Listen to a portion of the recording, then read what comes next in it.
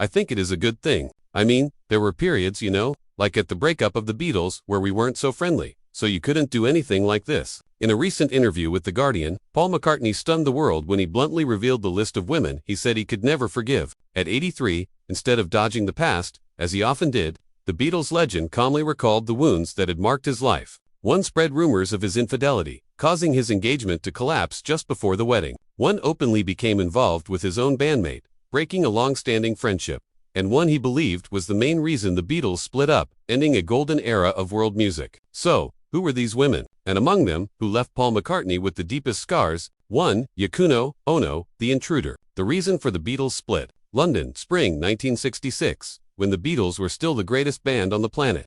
John Lennon accidentally met a woman who would change music history forever. That evening, at the Indica Gallery, a petite Japanese artist was preparing her unusual exhibition. Her name was Yoko Ono. Yoko was an avant-garde artist, known for controversial performances. In one called Cut Piece, she sat motionless on stage and allowed the audience to cut away her clothing. John Lennon, already weary of his good boy image, was instantly drawn to her boldness. Within weeks, they were exchanging letters, discussing art, philosophy, and even dreams. As for Paul McCartney, at first he thought she was just a slightly eccentric friend of John's, unaware that a storm was about to break. 2 years later, in 1968, Yoko began appearing in the Abbey Road studio. The Beatles had an unspoken rule. Only the four members and producer George Martin were allowed during recording sessions. But Yoko broke that rule. She brought her own chair, sat right beside John, sometimes interrupting with suggestions about tempo or melody. An EMI technician recalled, every time Yoko opened her mouth, Paul clenched his jaw and the whole room went silent. The atmosphere grew tense throughout the making of the White Album.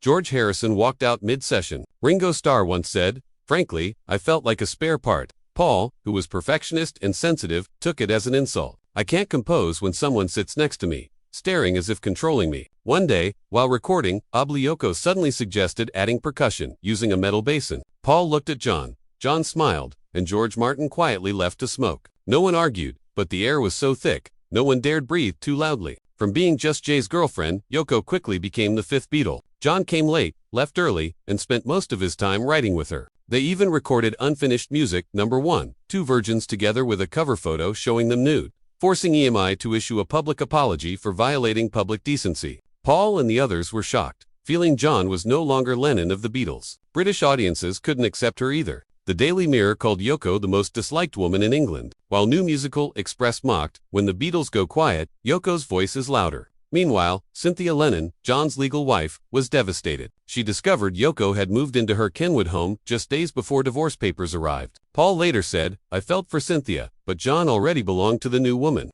Tensions peaked. In a meeting at the end of 1969, Paul proposed the group start fresh, with the Get Back project to recapture their spirit. But John coldly replied, "I've got Yoko, I don't need the Beatles anymore." Biographer Hunter Davies called it the gunshot that ended the greatest friendship in rock history. For Paul, it wasn't just personal. He believed Yoko influenced John even in financial matters. When Apple Corps faced crisis, Paul wanted Lee Eastman, father of Linda Eastman, later his wife, as manager. But John, under Yoko's sway, chose Alan Klein, known as the Fox of the music industry. This decision split the group and led to lawsuits throughout the 1970s. When the Beatles officially broke up, the battle spilled into music. In 1971, Paul released ROM with the track To Many People containing veiled digs at John and Yoko. "You took your lucky break and broke it in two." John fired back with How Do You Sleep? A direct attack, "The only thing you done was yesterday, and since you've gone, you're just another day." George Harrison played guitar on it, leaving Paul feeling betrayed from all sides. The press called it the post-Beatles war. Fans split into camps, some backing Paul, others Yoko.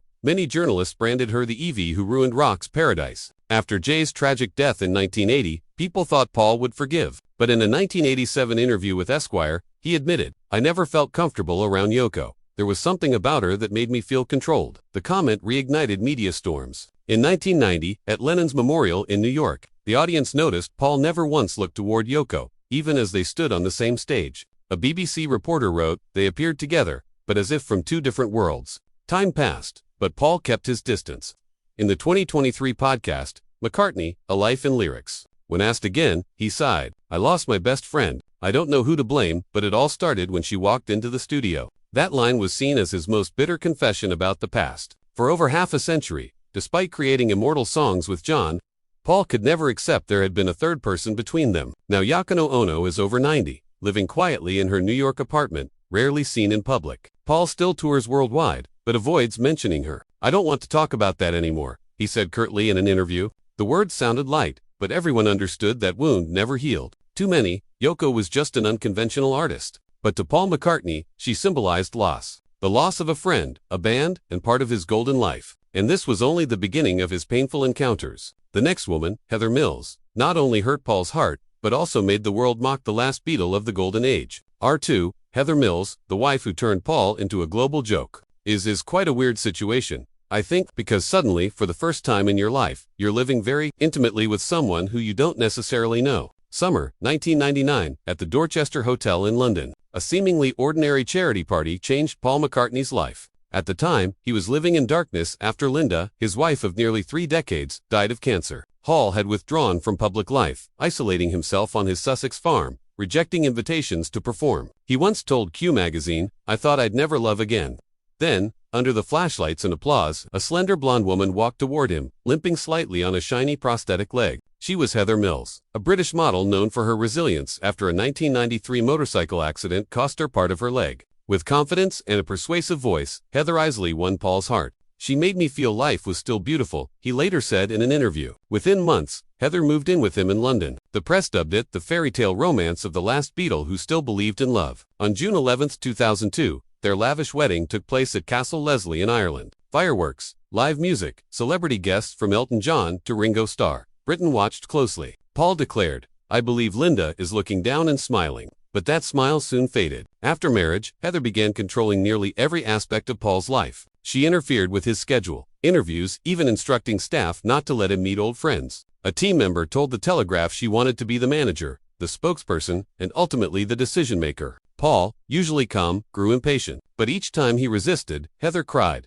"You don't understand what I've been through." Between 2003 and 2005, Heather was everywhere on TV, sharing tales of her hard life with a music legend. On GMTV, she admitted life with a celebrity isn't easy. This sparked rumors their marriage was faltering. Tabloids like The Sun and Daily Mirror feasted on stories of Heather fighting. Paul's staff were demanding he quit touring to focus on family. In 2006, Heather officially filed for divorce, citing irreconcilable differences. But the public called it the Golden Divorce. Heather demanded $250 million, an astronomical figure even for a Beatle. The UK followed every detail of the trial at the Royal Courts of Justice, where dozens of journalists camped for days. At the February 2008 hearing, Heather represented herself, speaking nearly 2 hours about being chased, smeared, and treated unfairly. Sky News broadcast it live. Viewers debated everywhere. When Paul spoke, he said briefly, "I just want this to be over." His silence weighed heavier than her accusations. On March 17, 2008, the ruling came.